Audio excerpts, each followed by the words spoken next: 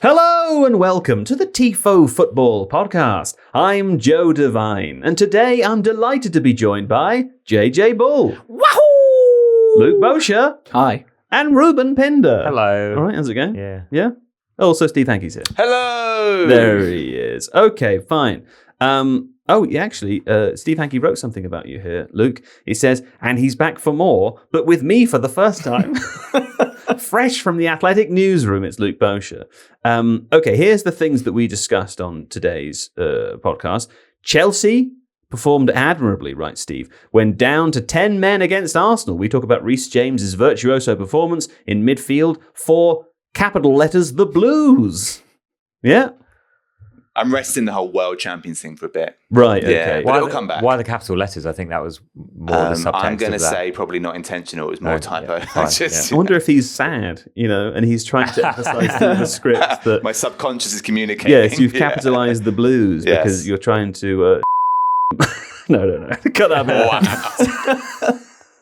Something got cut there. Can you guess the name and age of a stranger? Did we do... What is this related to? It's you say you've had, well, as we know, you've had a talent since youth where you can identify the age of a person. Oh, yes! And their name. Yeah, okay, that's two different games in one. There's a bit of stranger threw me off, but they were strangers, you're right. I can't do it, really, but that doesn't stop me from trying, and we talk about that on today's episode. What pace do you feel that your life is going at? We discover that for people who are slightly younger, it's a little slower. And for older people, it's scarily fast. Some would say terrifying. I think your name could be Pete. Pete? Yeah. Yeah. No, do you know what? Yeah. I think that's fair. Yeah. That is, it feels... Big Pete. Big Pete. It feels not wrong, does it? It's something about it. And then when I go for a job interview, Peter. Yeah? Do you like the way I say Peter? I do. Peter. My friend's called Peter. I have to call him Peter, not Pete, because his name's Peter. He wants to be called Peter. Yeah. So what do you think of people when you meet them and they've got a name that is very, like a David, but obviously everyone shortens David to Dave, and you say Dave and they say, no, it's David. I don't mind that, but I have to go through an awful palaver every time. And so if I meet anyone and they say, hi, my name's JJ, they go, Gigi. Right. And I go, no, it's JJ. Gigi. Yeah. No, J, and I have to do it in English accent. Jai. Jai. And they go, oh, J, what does that stand for? And I'm like, it's Joseph. So I just say my name. I just say Joseph. Right. Yeah. But no one calls me that. Okay. Well, Liverpool won a game and rested Mo Salah. We talked about that. Is it a coincidence? Is it not? Is it the beginning of the end for the Salah era? Or are we a hyperbolic football podcast? Who could tell? Are we in the hyperbolic chamber? We're in the hyperbolic chamber for that one. Yeah. There's a separation game. What does that do? It was a joke on a previous episode where someone said that they were trying to say... Hyperbaric. They were trying to say hyperbaric Laurie chamber. Whitwell, yeah. Like a recovery chamber. But Laurie Whitwell said... hyperbolic instead. So we just joked that and that doesn't exist, the hyperbolic chamber. Well, if it did, you'd just be inside going, it's incredible! It's just a room where everybody has hyperbole. extreme opinions about everything. Yeah. Oh, yes, I understand. So actually, much like this room, actually. Yeah. Something weird's happening on my computer. I don't understand. Okay, I'm back. There's separation game with healthy mentions of the Chairboys, Wycombe Wanderers in this one. That was exciting, wasn't it? We also talked about a tired Crystal Palace side losing to Manchester United, and I make a reference to the loss of innocence and something unseemly, which I think might be getting cut. I don't know. I love that poem, but I think it might have got cut. Let's see. Tottenham have lost again. We talk about how much Thomas Frank is actually doing a good or bad job, or whether we just put too much pressure on footballers. I mean, both of those things could be true. Villa and Brighton, the latest to rise to the top in a tightly packed Premier League table. Isn't that fun? And also, we played Points Are Bad, didn't we? Yeah. Sometimes I think that I could do this whole podcast again and I'd probably say the opposite of what I'd said in the previous hour. I think that's fair. Yeah. Isn't that odd, though? Is it because I'm an idiot, or is it because I want to be different? I would say it's a healthy dose of both. Yeah. Fucking idiot.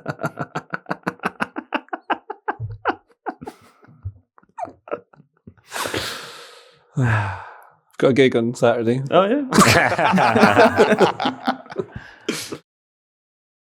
Where else to begin, of course, than Chelsea won won Arsenal, the big game, well, in theory, the big game of the weekend.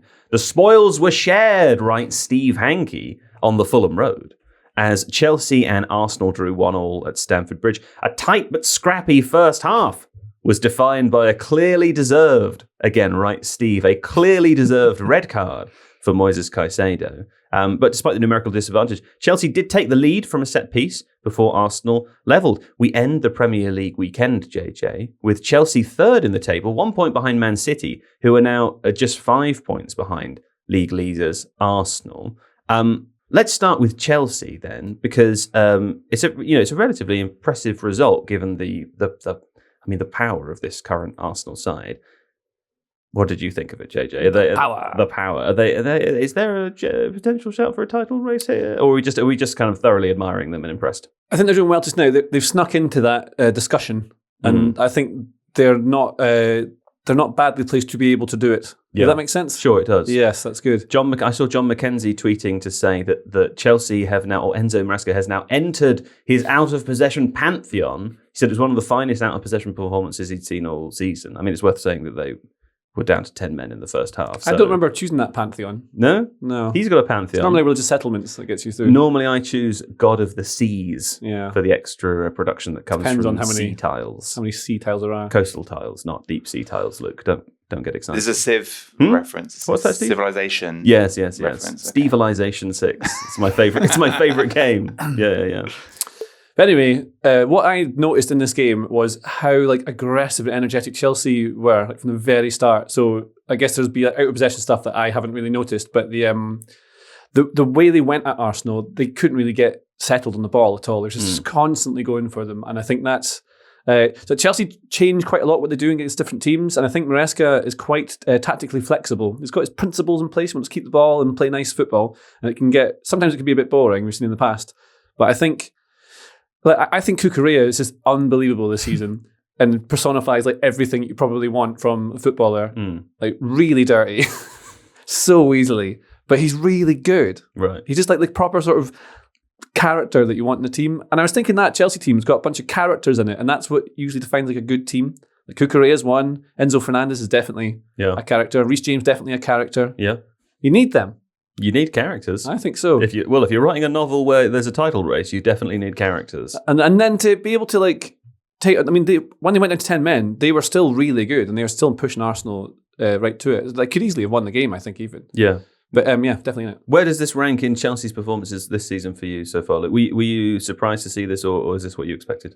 I was a bit surprised because I think Arsenal have been really good by and large this season. It's a bit of a weird one for Chelsea this year because the highs have been really high. Beating Barcelona 3-0, winning 2-1 against Liverpool when, sort of before Liverpool entered, proper crisis era. And then the lows have been quite low. I can't help but think of the Orgazoid whenever. That was bad. They lost at home to Sunderland. Yeah. They lost the Man United game earlier in the season was pretty bad. That was pretty bleak when Sanchez got sent off. It's hard to believe that's this season. You're right. At times they've looked dog shit. Yeah. I mean, that's one way of analysing it. But I kind of agree with what JJ was saying. The Chelsea formation, as it were, kind of tends to stay the same. It tends to be like a 4-2-3-1. But then within that, Maresca has players doing quite different things, depending on which fullback he wants to invert and what kind of midfield three. They're playing two right backs in that game, but also none at the same time. But Reece James was, I think, phenomenal in this game. He's been starting in midfield, hasn't he? Yeah, he's very. I mean, I think a lot is made off of Reece James's kind of technical and physical abilities because we sort of remember him a few years ago as a flying wing back, great set piece and open play delivery, and then he's obviously very strong. 1v1 against any winger in the world, he's going to hold his own. But I think his tactical intelligence is quite underrated. And this is not just a new thing, right? When he was on loan at Wigan, which I think was his first senior season, he went there as a right back and ended the season in midfield as like a 18, 19-year-old because in that team he was able to do that and did it well. And I think he's kind of carried that with him. He's been such a useful tool when he's been fit for every Chelsea manager kind of since then, whether it's playing as a wing back, a right back, a right-sided centre-back or a defensive midfielder. Did he do that in the Champions League final against City in 2021? I'm sure him and Azpilicueta swapped roles so that he could... Yeah. Because I think he'd been playing as a wing-back mostly under Tuchel, right? And then... I think that rings a bell. I know this was years ago, but backs up, just to back up your point that this is, that versatility and awareness is not new. Yeah. And this game, he was kind of everywhere you'd want a central midfielder. It was almost like Chelsea didn't miss, they did miss Moises Caicedo when he got sent off, but they didn't really miss him because Reece James kind of immediately stepped into that kind of ball winning, protecting the back four role, which was like incredibly impressive. And Chelsea fans are, super enamored with Reece James, obviously, because, club captain, one of their own, etc. But sort of this felt like a performance where he was starting to get his flowers from the sort of wider football community. And Maresca's been really intelligent with, I think, how he's used him this season and last. I think when he's kind of come back from injuries, he's tried to protect him. And I think he's spoken before about how playing in midfield kind of allows him to not have to do those kind of high level sprints if he's, sprinting back to cover a fullback, which is often where you've seen Reece James pull up when it's been a hamstring injury or groin injury. So Reece James has been available for basically every game this season for Chelsea, which is fairly unheard of. You sort of, touch wood, that kind of stays the same. But yeah, and his kind of intelligence in this game, to go back to what JJ was saying, I think allowed them to do this man marking thing on Arsenal's midfield three when Caicedo was on the pitch, which meant that Zubimendi, Rice, Eze hardly, I think, got in the game. Because they were all, Enzo Fernandez, Caicedo and Reece James were so tight to them, and in Caicedo's case, too tight. And that kind of changed the game. Or not tight enough. Well, yeah, true. A bit slow. It was late, yeah. Slouch.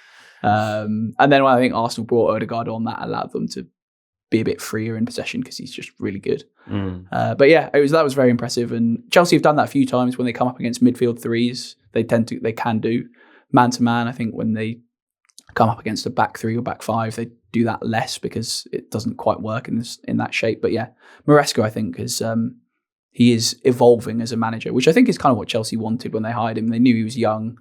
No, so this Maresca, I'm rambling a bit here, but Maresca has never had like a second season at a club before. Did one season at Leicester, was fired in Italy before he got to this point. So no one really knows what Maresca season 2 looks like. It's like a red flag when you're looking out for a new romantic partner, isn't basically, it? They've never had a long-term relationship before you. Is it you? Are you the common denominator? How old do you think Maresca is? 46. I think he's 45. Oh, come on, that was close. Good, but it's not as fun as a... No, but no one can spot a mid-40s man like me, I don't know why I've got that skill, but I was born with it, even from a very young age. That's good. I would sit in my pram, I'd go around Tesco's, I'd point at men and I'd say 43 and they'd go 44 and I'd go... One of my favourite games to play when sat around at a pub with your friends is just name celebrities, and the first person to get one who is exactly 49 years old wins. It's good. Why 49? I'll explain later. Okay. It's really not that interesting. Okay. Fair enough. I like to look at people. My favourite pub game is to look at people and then imagine what they're called, based on feeling. You ever do that? Like if I were to look at you, I know you're JJ, but I think you're like a Colin today in that shirt. Colin. Do you ever go up to people and go, "Excuse me, are you Colin?" Sometimes I've done that. I've done that once or twice before. What's your hit rate? 0. I have never correctly guessed someone's name ever. Colin, 45? Hey, I'd never guess 40 for you. 29, I think, but perennially 29 in your case. Yes. Well, Steve has put both in bold and highlighted in yellow in the plan. He really wants me to tell you that Reece James played 46 times for Wigan in the 18-19 season, increasingly as a midfielder, as you said, Luke. Yeah, that's a good fact, Steve. Okay, well, there we go. Well done to Chelsea, who also, we should say, that was their 6th red card of the season. Should we? It is quite funny. Halt us slightly on that. So yet again playing with 10 men. I guess this is a positive result for them to come away with, regardless. But they do keep getting red cards, don't they? They do, and sometimes it's for like stupid things later on in games. But this year, obviously, it looked quite clearly a straight red. He went in really aggressive, but that was what they were doing. They were trying to disarm them. You can see that I think Zubimendi was trying to be pals with Caicedo at one point, and he's just staring at him like, "What are you talking about?" And it's not nice to play against. That's what you want. Absolutely. It was a feisty first half, wasn't it? Yeah. Like, I'm sure in the second minute, Cucurella went through the back of Saka, and that really set the tone. 100%, because they just don't, you just can't get the ball. So then you're constantly scared you're going to receive it. You're going to get like bodied out the way. And so then you just can't play. And you can see that it just wasn't really working for them. On their red card record, I was going to say, like, it'll be interesting to see how Maresca reshuffles the pack when Palmer is back fit again, because obviously he's going to play. And Enzo Fernandez has been starting as the 10, right? As with Reece James and Caicedo behind him, and Esteval on the right wing. Obviously, Esteval will need rotating and looking after, and Palmer can play on the right.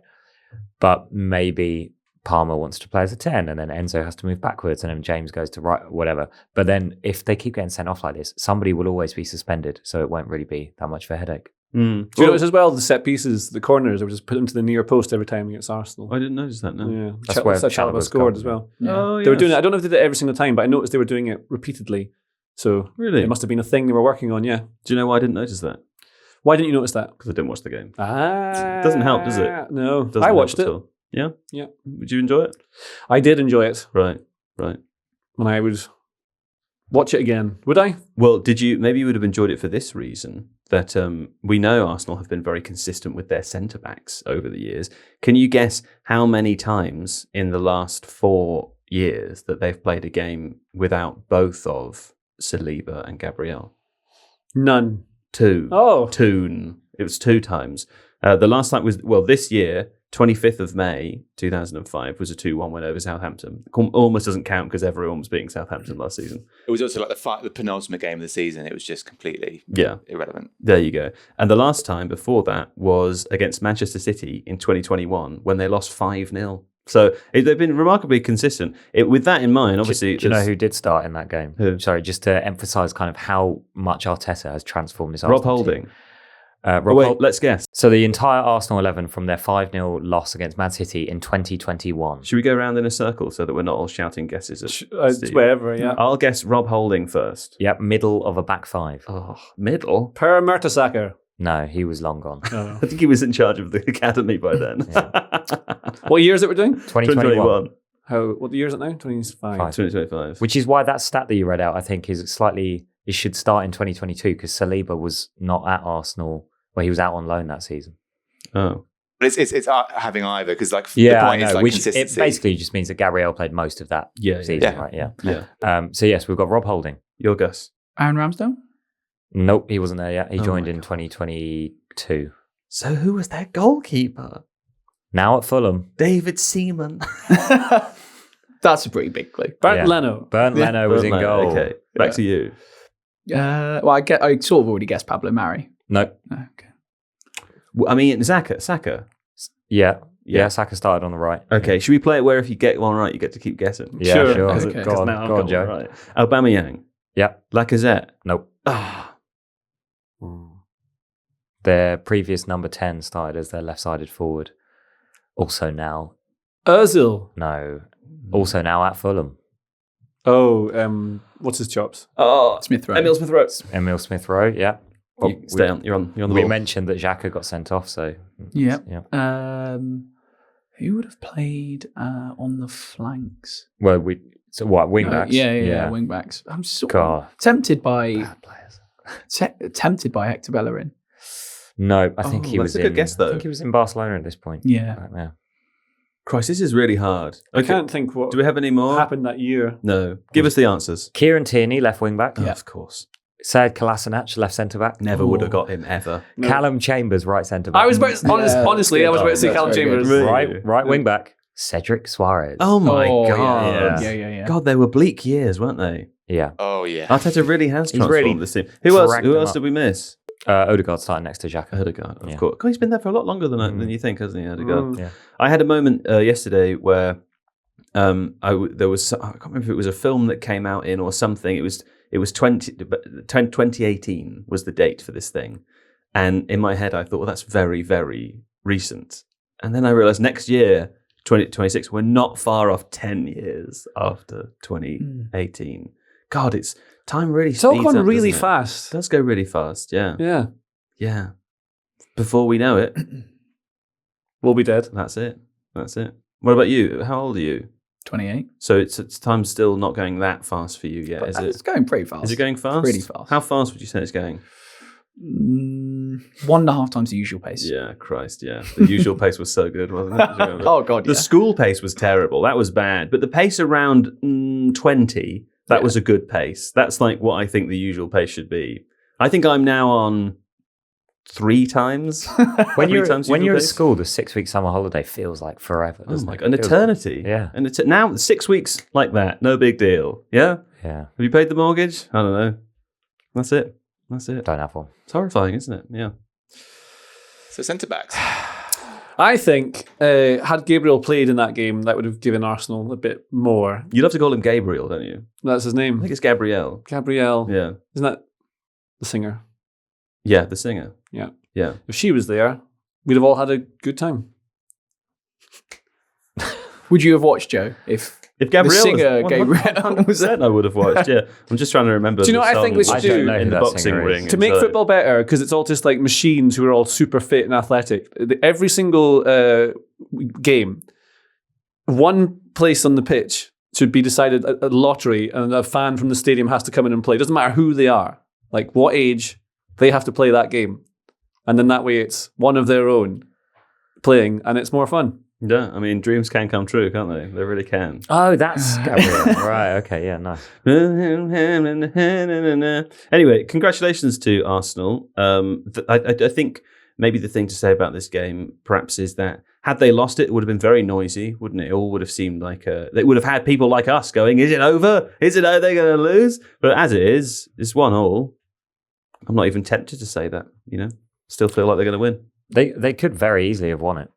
That headed chance at the end that Timber took off Gyökeres's head was probably extremely high XG, even though, and would have been regardless of who took the header. But like if he was able to leave it for Gyökeres, then that was almost a guaranteed goal. I really loved what Saka did to assist Mourinho's equaliser, actually. Saka always does this thing where he looks to go on the outside, but obviously he's left-footed, so he would rather cut back in. He stops the ball with his right foot and then immediately shifts it with his left before the defender has had time to like switch their momentum. That buys him a half yard of space to put the cross in. He does it all the time, and it's part of what makes him so effective. Well, you've got to have hope. You've got to be strong. Yeah. And Saka is really strong, actually. That's probably the best He asset. is strong. You gotta be cool. Yeah.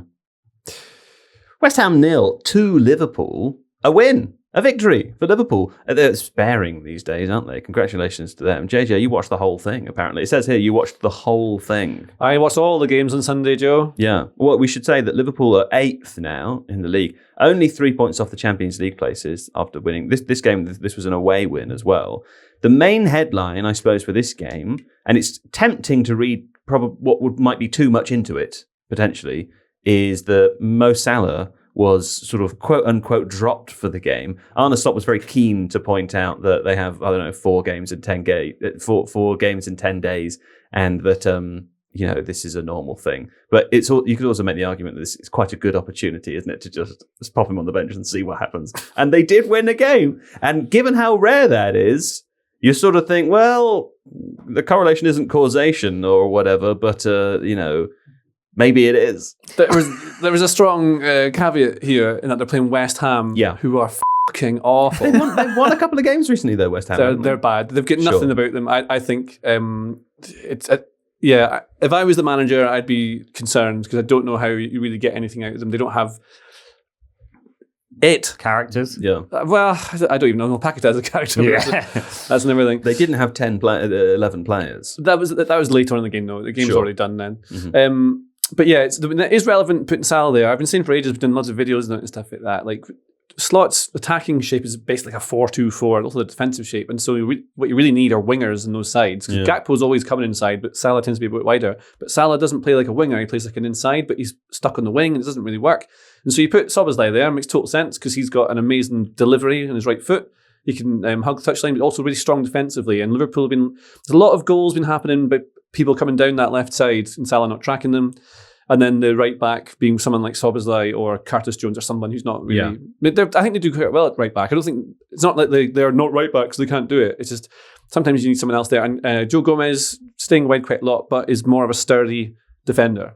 So knows how to do that role really well. Yeah. Potentially strong. So you've got two defensive players on that side of the pitch, so you can protect that side, which means you've got a bit more protection all over, which means Florian Wirtz can float around and do everything everywhere. So I saw so generally he likes to dart about and be all over the pitch and influence things. His numbers aren't that different really to other games. It's just that he's kind of creating more in that game. Maybe because there's more space, maybe because it's West Ham, but he was getting closer to the left-hand side, closer to the Gakpo an awful lot, which is what his best position kind of is, floating around left half space. So that's good for him. And so now he's started to, I mean, that looks good for him as that, like maybe this is how it works. Right. But this is the thing, because then he becomes the main player with maybe someone like Isak or Ekitike. Well, Isak, who scored his first Liverpool goal yesterday. First Premier League goal. First Premier League Liverpool goal. Yeah, and he looks almost like bashful when he did a post-match interview. Right. He didn't look very happy. Right. But I'm sure he is really deep down. But it is interesting that, and it's what I've been thinking about for ages. We thought that this would happen at the start of the season, is that Salah is going to not become the main player. And then does he have it in him to be a support player? He doesn't track, so not really there. But then he's not as useful if he's not the star of the show. I think also if you've been one of the best players in the world and you're in your early mid-30s and someone says, "Can you be a winger for a bit?" If it was me, I'd go, off. No. Yeah, it'd be really annoying. Yeah, I'd be absolutely not. No, absolutely, yeah. So I think he'd be in his rights to be annoyed, but they have to think of what's coming in the next couple of years. Sure, but they still have him now. Yeah, so they didn't have to go early on it. No, and I'm very curious to see what will happen in the next Liverpool game. Whether they, let me just find out what that is. Well, I was looking at it earlier. So in the year 2025, Salah has scored 10 non-penalty goals, which puts him 1, 2, 3, 4, 5, 6, 7, 8, 9, 10th. Right. Of all the Premier League players. Okay. He's only scored one more. 10 for 10. The one more he scored than Cody Gakpo. Right. Yeah, so that's not great. Well, they're at home to Sunderland on Wednesday this week, who we know have got giant killing in them. They can do it. They never give up, those lads from Sunderland, do they? Then they're away to Leeds at the weekend. Before midweek next week, they have a big Champions League game away at Inter. So there are some tough games coming, I have to say, but the next two definitely winnable. It would be interesting to see if they can get on a little streak. I'm just very curious to know if Mo Salah, how many of those games Mo Salah is going to start on. I mean, the final word on Liverpool, Reuben, for Szoboszlai, who perhaps has been maybe the least heralded player of the last year or two, but arguably Liverpool's best over the last 18 months. I mean, is there a position on the pitch that the man cannot play? Seemingly, he is the Hungarian James Milner. Right. Who famously played left back for Liverpool for a season. There you go. Yeah, he's been amazing. I saw some tweet the other day that was maybe like responding to Szoboszlai. Szoboszlai might have posted something on Instagram about a defeat, kind of, like they do, like, "Oh, sorry, everyone, we'll get back to it." And the Liverpool fans were like, "We're not annoyed at you. Don't worry," because he's the only one who has like shown any kind of form really in the last few weeks. And I noticed when watching the highlights, kind of keeping an eye on the right wing and how that Gomez-Szoboszlai partnership worked. That Gomez was coming very central to defend as West Ham were attacking down Liverpool's left side, and Szoboszlai doing his job, sprinting all the way back, covering that position, and the ball didn't really fall to a chance in that area. But if that space was open, as it might have been if Salah starts on the right wing, then it might have done, So it's just those like subtle differences that maybe aren't immediately obvious when you just watch any game. But then when you kind of look out for it, you're like, oh yeah, that's what Salah wasn't doing, which, like you say, is understandable. We spoke a few weeks ago about like the politics of picking the Liverpool 11 when they have all of these great attackers and decisions like that being really difficult. But you really don't, when the results go like this after you make a difficult decision, it buys the manager so much credit to like make a couple more difficult decisions. And you really don't want like a Ronaldo situation, when he went back to United or in a Portugal team where it's like, well, he's got to play, but really like it's playing with 10 men without the ball. Yeah. I'm not saying it is necessarily like that with Salah, but clearly his physical powers are waning. So this seems like a good solution. Yeah. It's worth saying, I think some of the criticism of Slot has just been that he seems resistant to make many changes at all. This is one. Whether it is for the reason that he gave in his pre-match press conference or not, who cares? They won the game. Doesn't really matter, does it? Okay, let's play the separation game now, Reuben. Who have you got for us this week? Luke, do you know the rules of the separation game? I think so. Terrific. Yeah. Okay, let's play. I mean, for those who don't, you have to get from one player to another player via their teammates. This week on the separation so smug game. when you said that. You're like, see how economical I was with my words. Yeah. No, go on. It's just my resting face, I think. This week we are going from Vinnie Jones. Oh my God. Football. Are we allowed to go through movies? No. Okay. Although that would be fun. That's your other one. I think you should be able to put movies in as well. Yeah? Yeah. Great. If there is a footballer in a movie who has played with Ebere Eze, I'll find him. Yeah. Eze. Good luck. Vinnie Jones to Eberici Eze. Okay. All right. Well, let's have a quick ad. I think English people are supposed to say advertisement. Correct. Aren't we? Is it not Indeed. advertise? Advertise is American. American. Advertisement is English. Much like controversy and controversy. Right. Which one's ours? Controversy. Yeah. Yeah. Okay. Well, let's have an advertisement break, and when we return, hopefully a couple of us at least will have the answer to this.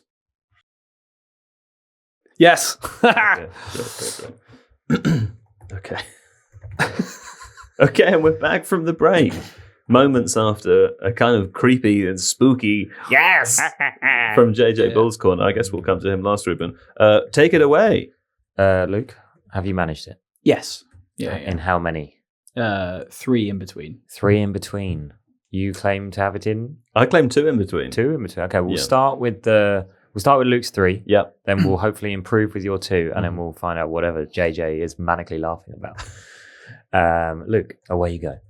Yeah, Vinnie Jones. I went later in his career, obviously. Yeah, sure. So Wimbledon. Remember them? I did.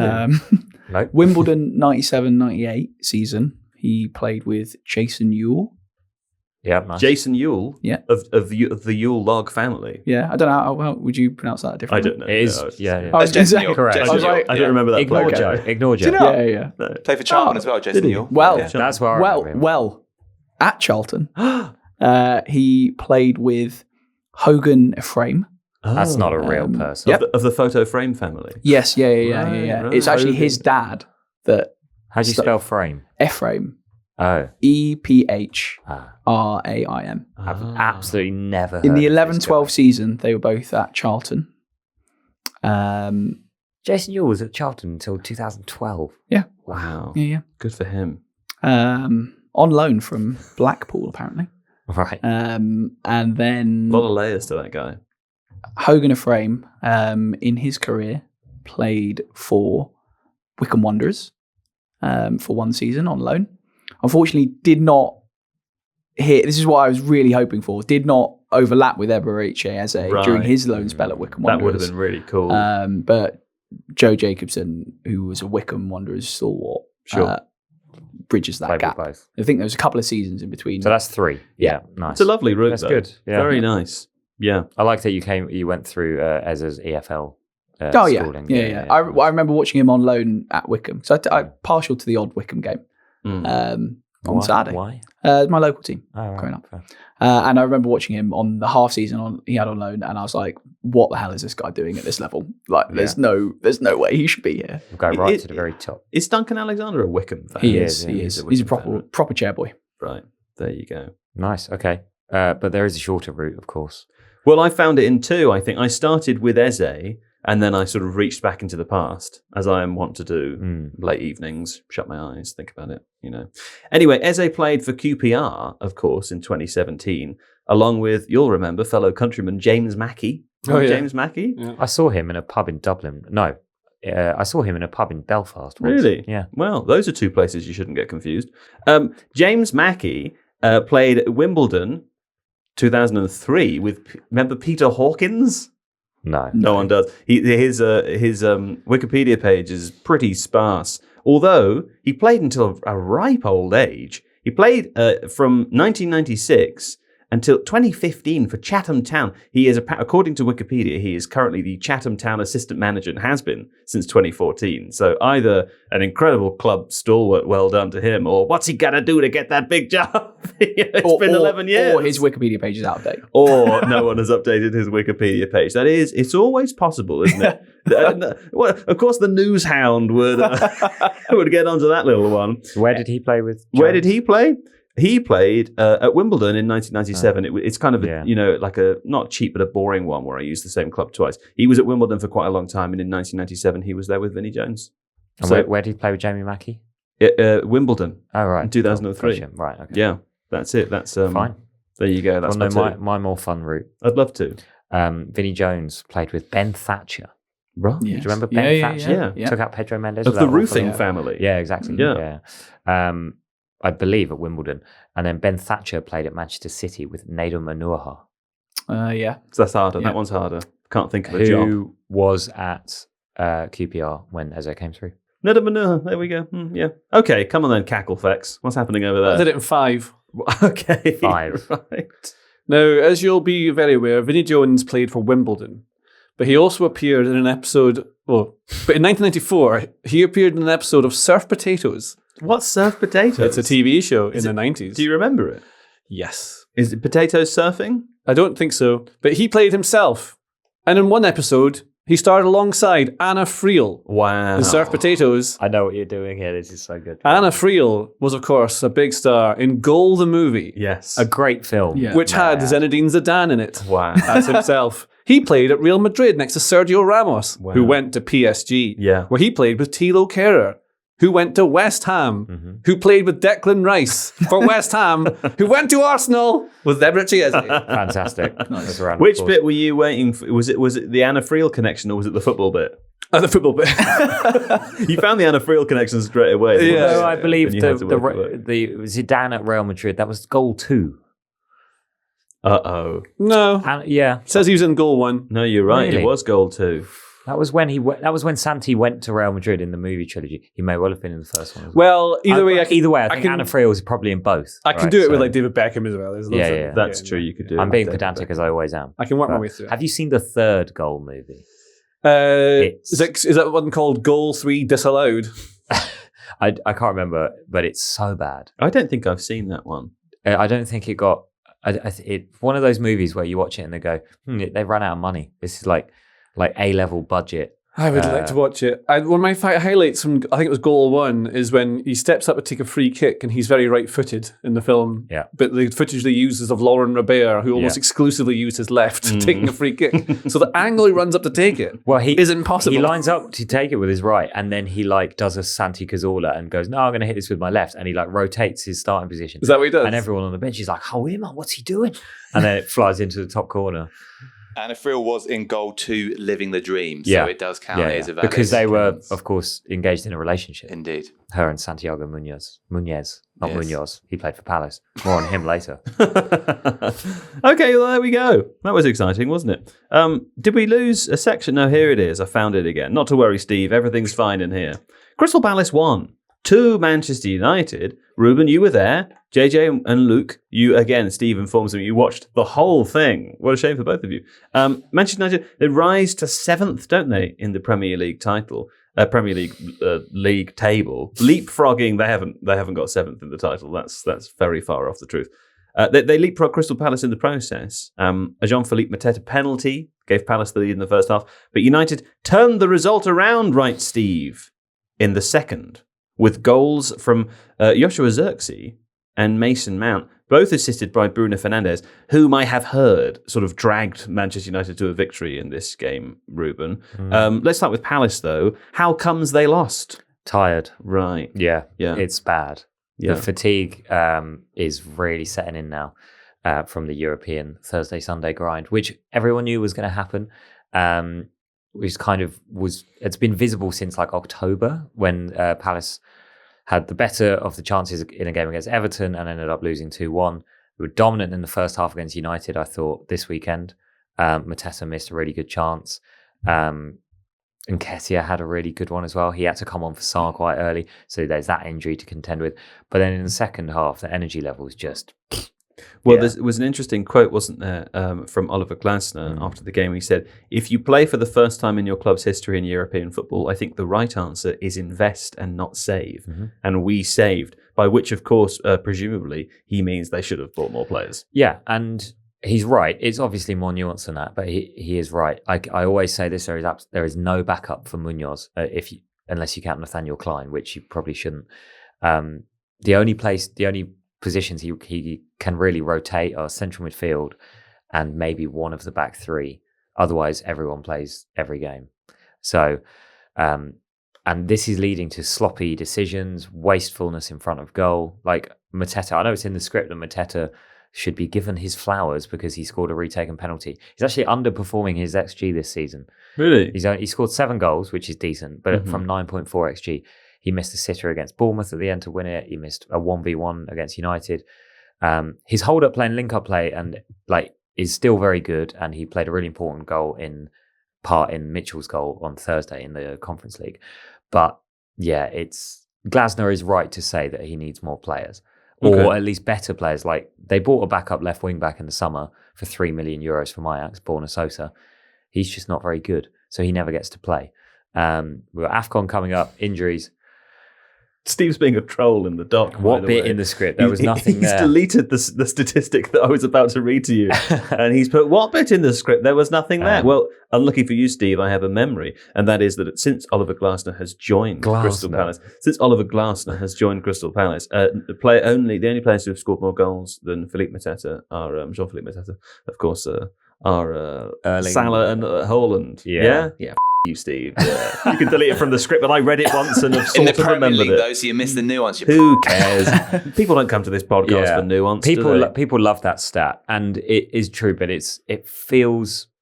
I don't want to say it's like a purple patch because his all-round game has remained quite good, but his efficiency in front of goal is really not great at the moment. So yeah, the Palace are having I don't want to call it a wobble, but we're suffering. Right. As Spanish managers would say, we have to suffer. Yeah.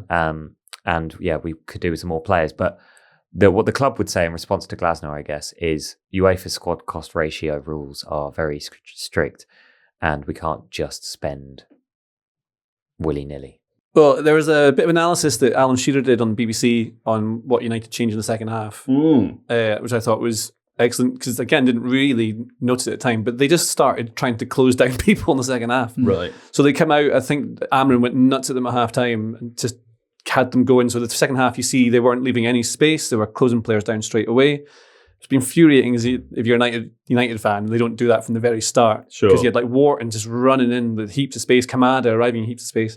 Second half, they start closing them down quicker. Palace can't keep the ball, and then that tiredness will creep in as well. Right. And Palace's build-up is like not great anyway. Obviously, Wharton's a really incisive passer, but most of the time it's the technical quality of Lacroix and Richards means that it goes to one of the outside centre-backs, then it gets clipped long. And if Mateta makes it stick, great. If he doesn't, we lose the ball. So yeah, that extra pressing from United, like you say, made that even more difficult. Yeah. Well, and who was there to hoover up the results but Bruno Fernandes? Up to Joe tweeting, Bruno Fernandes now has more Premier League assists for Manchester United, 56, than Paul Scholes, who has 55. Only Ryan Giggs, Wayne Rooney and David Beckham have provided more for them. Scholes was a fraud, wasn't he? Fraud, Scholes. Yeah. There's some of these, without trying to take away from Bruno Fernandes, who obviously is one of the best creative players that's ever been in the Premier League. Sure.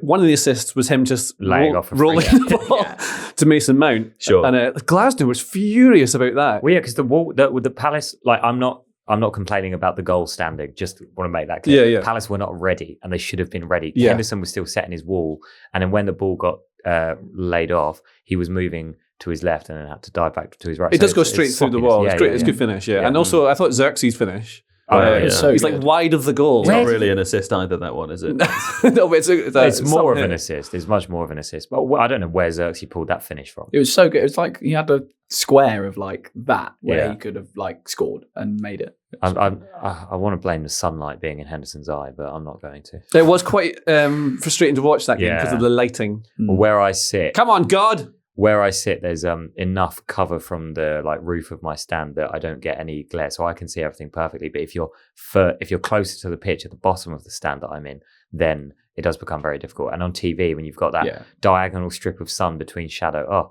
awful. You know which ground is worse for early kickoffs though when it's sunny?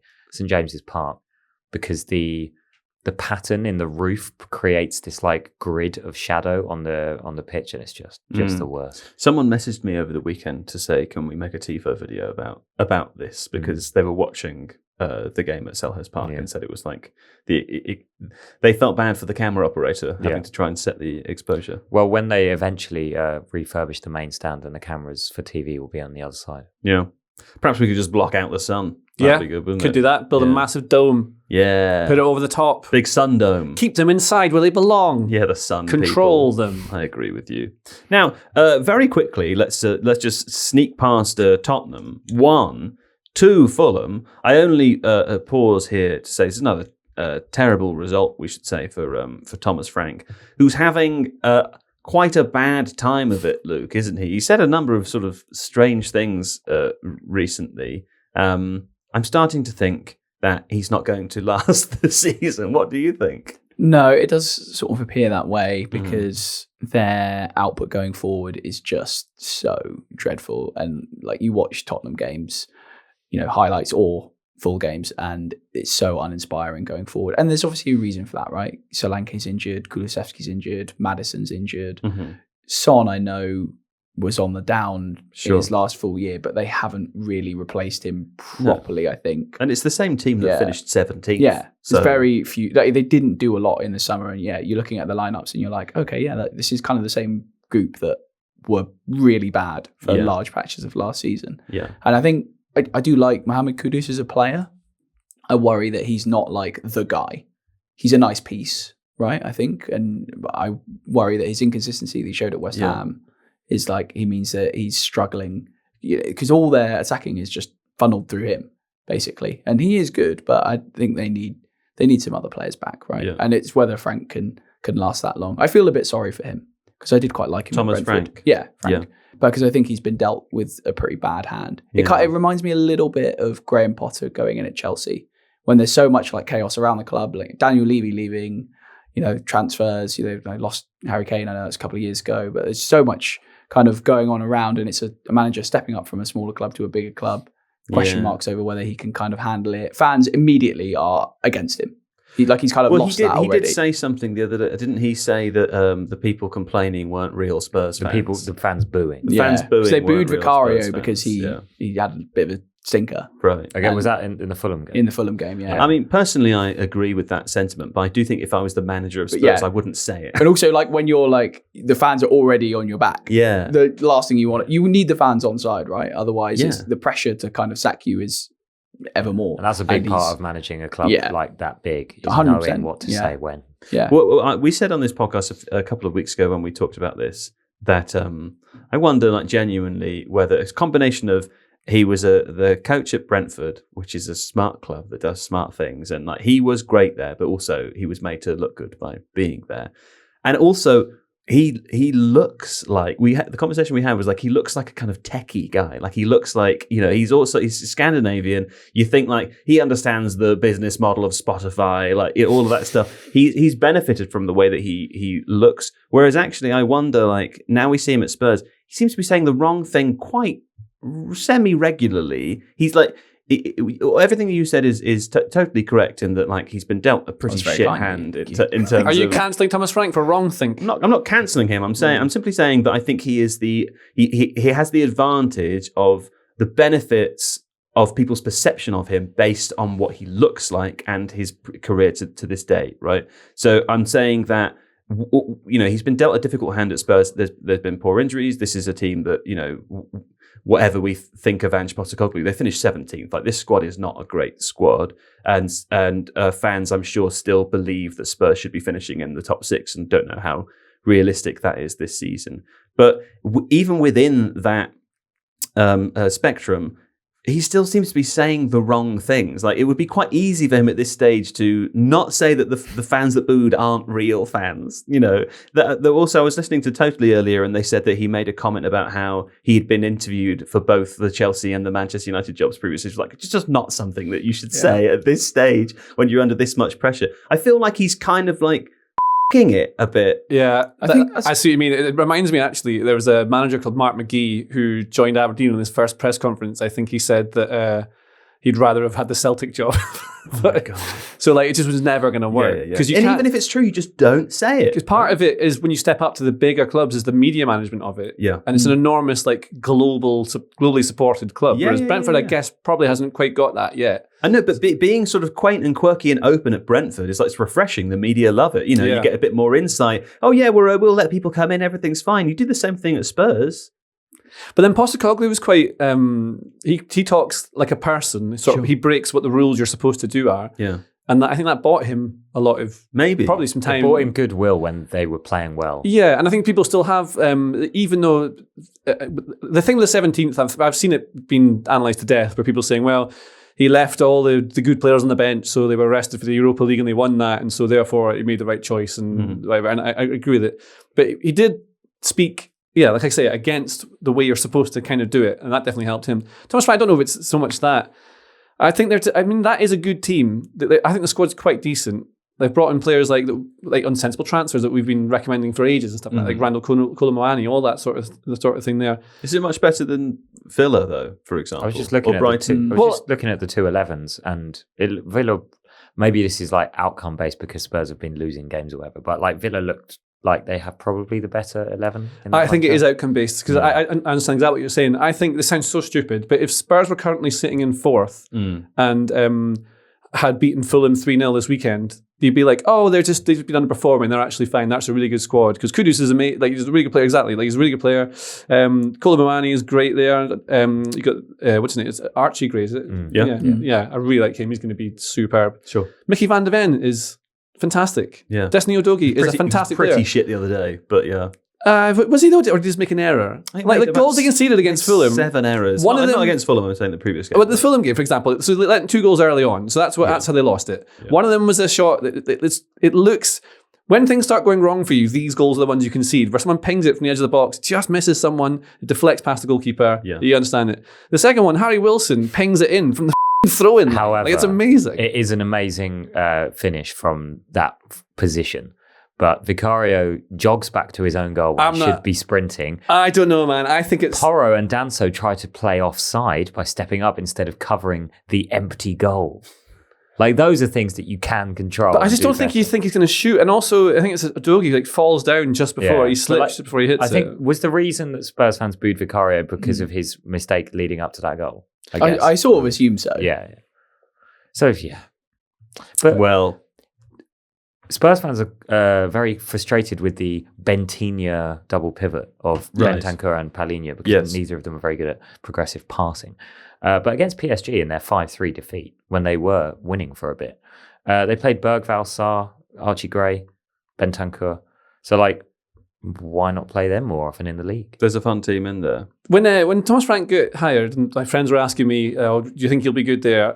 I've been saying this whole time. I said, he'll get lots of points, but it'll be really boring to watch. Because I didn't really enjoy watching Brentford ever with them, but they got results, damn it. And so that kind of works. Because it's very functional and pragmatic. Like, it makes sense. And over a long time, I think he'll be absolutely fine there. It's just not going to be fun for a while. And they slayed a few big teams as well. Whereas, and if you're allowed to lose games as Brentford manager, as long as you win enough and get the occasional giant killing, fans are happy. You can't have that same win-loss ratio at Spurs, and especially at Spurs where I know every club kind of has like their way, but Spurs fans do seem to have a particular attachment to exciting, fun football, which is understandable. The pressure is different at the two clubs, but also, I mean, for context again, it's everything's so results based, which is natural because that's how the newspapers work, right?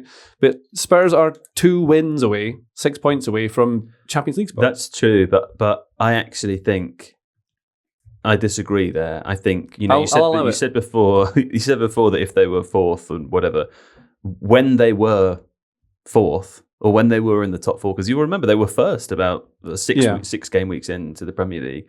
The conversation we kept having was like how staggering their overperformance was. Like their expected points were way lower than that. And I think what we're seeing now is like a regression to what's expected, as opposed, things could be much worse than they currently are. I think their position in the league table actually still is a bit flattering. I think what I find difficult to kind of grasp with it is that Thomas Frank hasn't suddenly, like, he's not a bad manager. He's clearly very good. Mm-hmm. And so there's so much to, like, for him to jump up to and do it. I just don't, if you lose a couple of games, suddenly it becomes this thing that you have to get sacked. But when you think what a manager actually does, it's weird. But that's why I'm talking about the media stuff, because I don't think it's really got. I don't know. I'm not a manager. I can't sit here and say that Thomas Frank should do this or this differently with his team.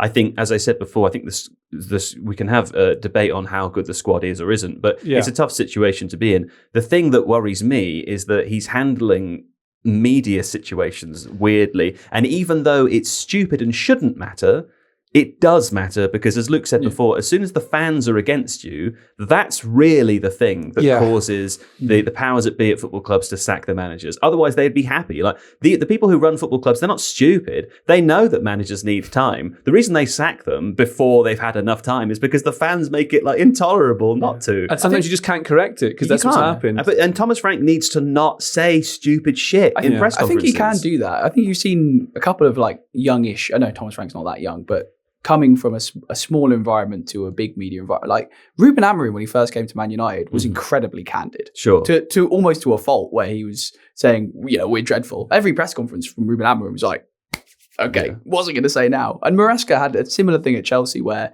he would be overly candid and say, too honest. And sometimes I think it's weird, the media bubble, because we're criticising Ish for him, Frank and others, for being too open and honest. But then when managers are robots like Arteta and Guardiola, we criticise them for being lacking personality and not giving anything away. So it's a weird thing. But because overall, fuck them, right? Well, yeah. Whatever they do is wrong. Yeah, Luke. Exactly. Have you misunderstood? But I think if Frank is given time, I think you can learn. I think media is something you can learn. I don't see it as being like, it's terminal. Like he's never going to get. They have media studies at university. Yeah, there is like, and we always come back to like playing Football Manager. It's the thing. Yeah. Like sometimes you go on a bad run and you just can't get out of it. Sure. You just know I've made errors. I shouldn't have done this, and you can go back and start a new save and do it the right way, and then you're absolutely fine. Sure. So I think everything you're saying is probably correct. I would like them to play in a different way.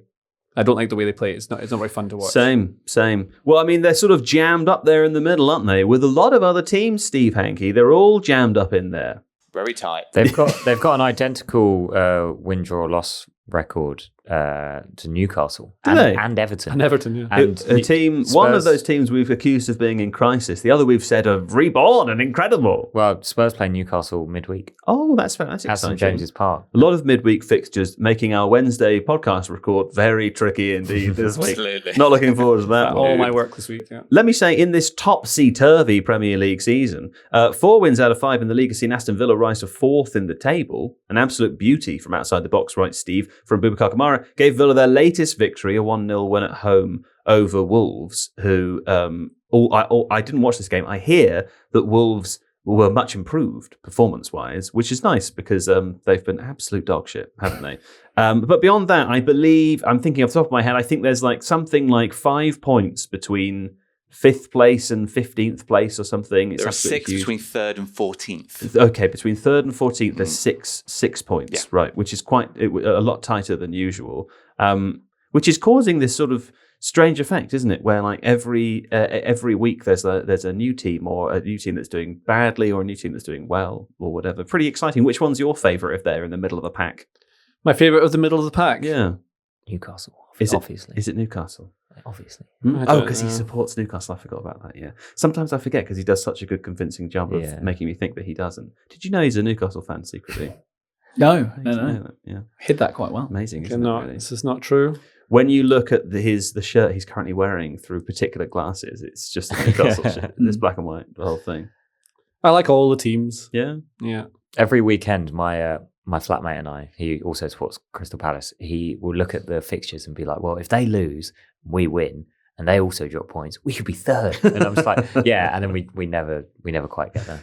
We were 4th recently. You were 4th recently, and it's a thrill, isn't it, to be 3rd for a little bit, even if only for half a game. Yeah, and then you go to France and lose to Chelsea's sister club, and it all becomes bleak again. Well, a couple of wins in a row means Brighton are current 5th place, and Aston Villa 3 wins in a row makes them 4th. I mean, they were. If you look at Villa's form is wild. Like their first 4 game weeks, they barely could score a They didn't goal. score, did they? Yeah. Yeah. And now they just keep winning. It's Absolutely. bizarre. It's amazing. Well, I don't know. I mean, Luke, when you look at the table, do you think there is a team or two here that are going to rise to the top and stay there by the end of the season? Because so far it's been very topsy-turvy. I hate myself for saying this, but I do sort of think that Man United might. Right. I don't hate what Amorim's doing there. I think the fact that they don't play European football is a massive factor in terms of what they're able to do, get a few more of his ideas. They're improving. I think you can see it. Like, they're way improved from earlier this season. This season, they're so much better this season. Which is improved from last season. And they've got, I think, personnel ins has helped. I wonder if they might be, I don't know this. I wonder if they might choose to be active in January because they sort of sense an opportunity to kind of take advantage of, Liverpool, Spurs, other clubs kind of faltering a little bit. So there, if I had to pick one, and it goes so much against my better judgment and everything I've seen from Man United over the last reeled in, Luke. Welcome. I'm so in. I don't think they're bad anymore. The Europe thing. We've got another one, Steve. We've got him. Just ignoring the Everton game on Monday as well. But I don't know. Yeah, that's fine. Yeah. Well, if as Enzo Maresca would say, no. Well, as Mikel Arteta would say. I thought you said Enzo Maresca would say no. Playing against 10 men can be difficult. More difficult sometimes than playing against 11. But not as hard as being a fisherman. No. Quite. Reuben, what about you? Is there a team in there that you think can rise Who's my to the favourite top? team in the middle of the Premier No, League? That's not a stupid who's your question, favourite, but who could rise? Who do you think is going to snatch that 4th place or 5th, 4th and 5th? Oh, I don't want to say Brighton. That can't happen. The New York Times have been insisting that I update my laptop throughout this entire podcast. It does my head in, every 5 minutes, my whole screen goes grey, and they say you've got to do this now. Honestly, I've got no idea. I think maybe Liverpool, and I think it will just reset like it does. Brighton and Sunderland will slide down a bit. United and Liverpool will be sort of 6th or 7th. Palace will finish 12th again and win the Conference League. Bournemouth and Brentford will... Yeah, Bournemouth maybe go up, Brentford... I don't know. Predictions are a mug's game, and I always assume that the table will just go back to the way that it should be in my head. Right. Yeah. I've always thought of you as a mug. Thanks, Joe. To be honest, so a bit surprised that you haven't made a prediction. But maybe you can make some now. I'll copy Luke's prediction. I think United, maybe. In points are bad. Ooh. Yeah? Ready for points are bad, Steve? Yes. He was away from the button, so I struck while he was away from his unmute button. Okay, here we go. Points are bad. We've made it all the way here. I assume you know the rules to points are bad also, Luke. No, I'll explain them to you. Don't worry. You're going to sit in for someone here. Have we got anyone? Is anyone here outside today? Let me have a look. 1 sec. No. John's off. John is off. Alex is off. Oh, okay, Steve. You're going to have to. You're going to have to play. Hankering. You're going to have to take that headset off and probably best to take the headset on. Actually. Yeah. Okay. Here we go. You'll remember from last week the games that we chose were West Ham, Liverpool, and Chelsea, Arsenal.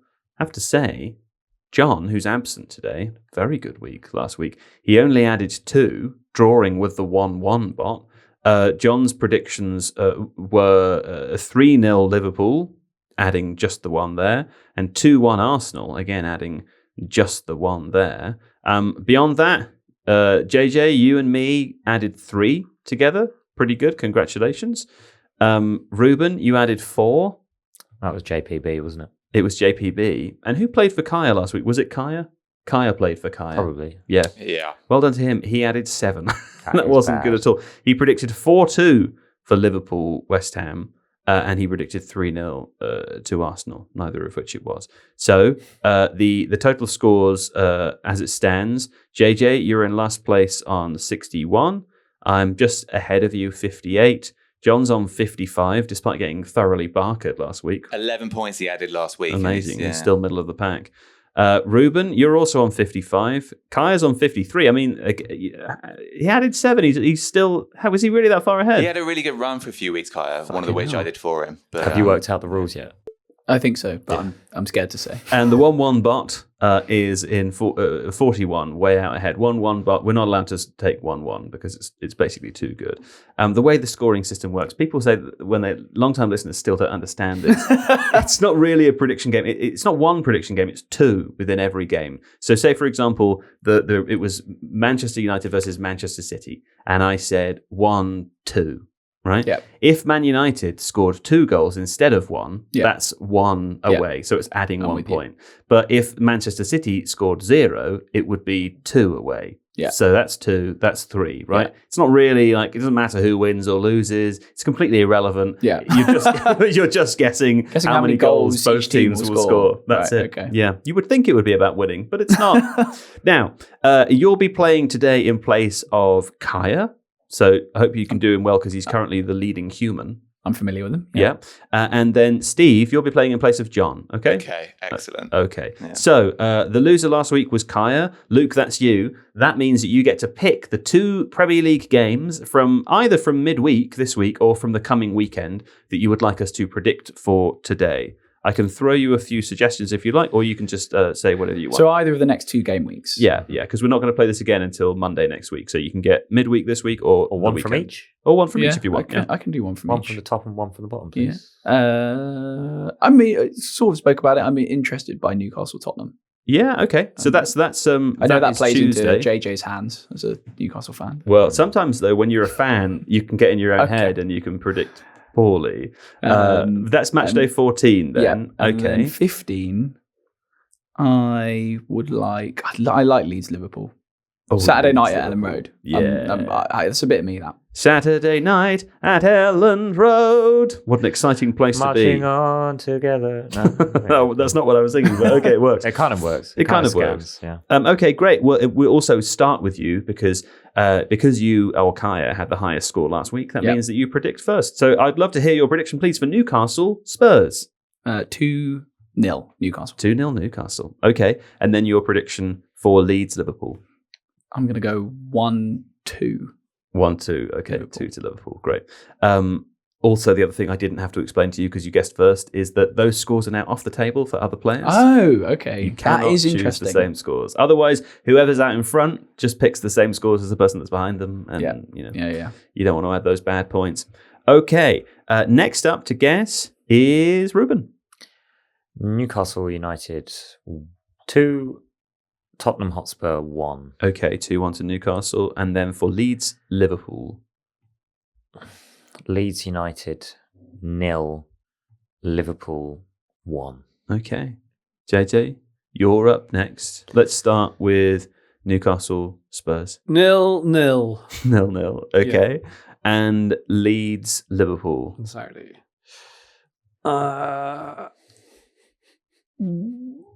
What's gone? I've already forgotten. I said 2-1 Liverpool. I said 1-0 Liverpool. Don't indulge him. 1-1, of course, off the table because of the robot. Yeah. Oh, the Academy Award is going to the best supporting appearance. I've not seen enough of Leeds. No. I would have gone 2-1. Would you? Yeah. To Leeds? No, to Liverpool. Liverpool. I've just not seen enough of Leeds to know, but I Right. think they'll be all right. A lot of height, quite a You're tight drawing me defence. back in here. It's because of the game, though. If I want to win it, make Yeah. it fun, Yeah. I should go with the score that is most likely to get me points, and I think it'll be 0-0. Historically, it's not the case. But okay, fine. You'd be better off going with 2-1 Leeds. So in there were this some situation. games earlier in the season when I was picking 0-0 more often than you would think, but I was doing really well until you then give me like 12 points or something. I'm guessing 20-0. When people take a break, they get barkered. Or when Alexander. Well, Barker normally he comes in phones them and then they can answer it and they go, like, "Oh, we can do this, please." But I they do it tried to to me. call him, but he was busy. You didn't try and call me. Yeah, I tried to call him, but he said he was in the Natural History Museum trying to decide whether dinosaurs were real or not. No, they are definitely real. They definitely are real. Yeah. But the question is, how are they real? Yeah. How Now- did the devil hide the bones? Okay, he put 0-0 for both of them, Steve. Yes. It's me now. I'm going to say for Newcastle Spurs, just because I've gone so hard on Thomas Frank today, I think that means they're going to win. And I know that Newcastle have a terrific home record, and they've been playing well, and it doesn't make any sense because Spurs can't create any chances. But somehow they're going to because they're going to win that game 2-1. Okay, so 1-2. They are better away Spurs. from home than at home this That's season. true. No, Spurs, that is so, true. yeah, some That's the logic one there. statistic that stands in my favour. And then Leeds United versus Liverpool.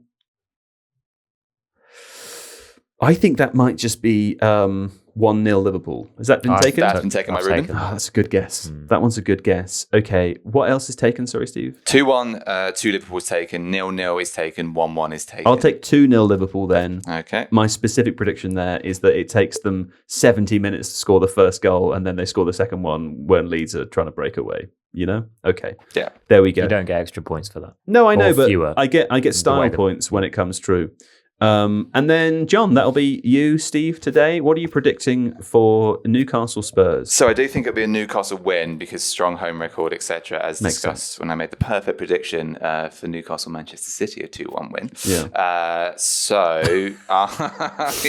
There's something creepy about when you try and get credit for things. Claw at it. So I think it will be.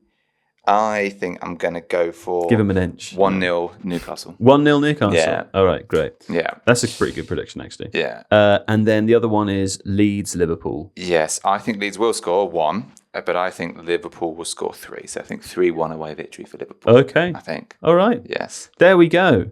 Well, that's Points Are Bad. Join us again next Monday to find out. I'm looking at you. I didn't really mean specifically you, but if you want, I will. You can Yeah, tune you in will. and see how you did on behalf of Kaya. We'll also be back midweek. I don't know with what or how, because we're recording on Wednesday, halfway through match day 14, where we'll know some results but not others. Maybe we reconsider whether we actually do that and do it on a different day. I don't know. Well, we'll be here regardless midweek at some point, so you can look out for that episode. But until then, thanks, JJ. Thanks. Thanks, Luke. Thank you very much. Thanks, Reuben. Thank you. And Steve Hankey. Thank you. Oh, laptop updates. Christ alive.